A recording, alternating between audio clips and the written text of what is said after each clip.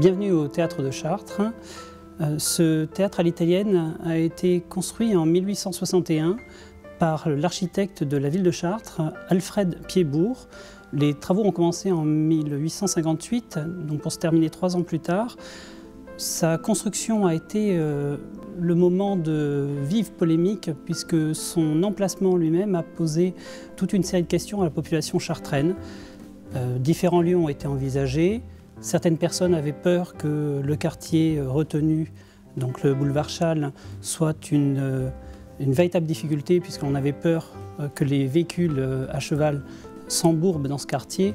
Et le reste de la population était inquiet d'une dévalorisation de l'immobilier en centre-ville en reportant ce haut lieu de la culture dans la périphérie chartraine. Ce théâtre à l'italienne est divisé en 3 principales parties.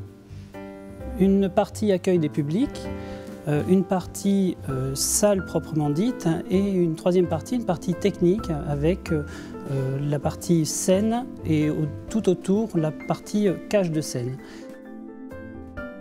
Dans un théâtre à l'italienne, on peut découvrir une organisation par étage avec un parterre, une première galerie, une 2e galerie et une 3e galerie que l'on nommera, si l'on est positif ou moins, le paradis ou le poulailler.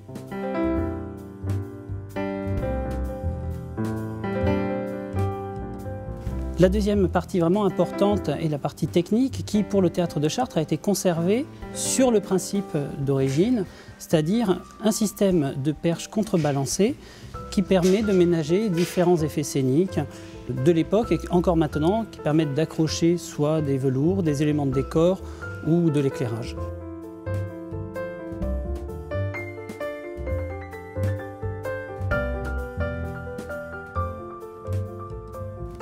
Mais le théâtre de Chartres n'est pas qu'un bel élément du patrimoine, c'est aussi un lieu vivant où nous avons le plaisir d'accueillir une 40aine de spectacles chaque année avec une programmation pluridisciplinaire.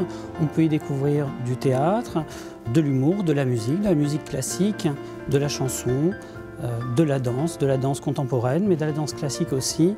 En fait, pour tous les goûts, pour tous les publics.